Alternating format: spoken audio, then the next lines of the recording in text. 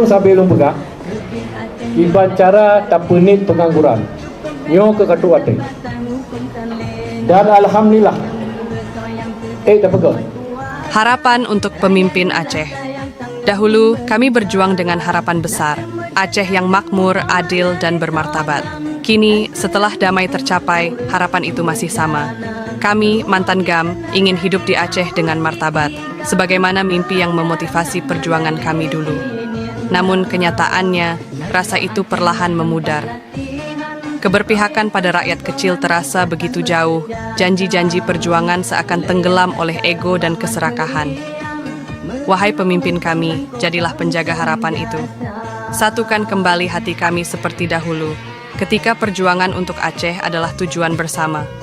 Berikan keadilan bagi semua, tanpa pandang kasta atau kedudukan, agar mimpi Aceh yang sejahtera bukan hanya menjadi kenangan perjuangan, tapi kenyataan yang dirasakan oleh setiap jiwa di bumi Serambi Mekah.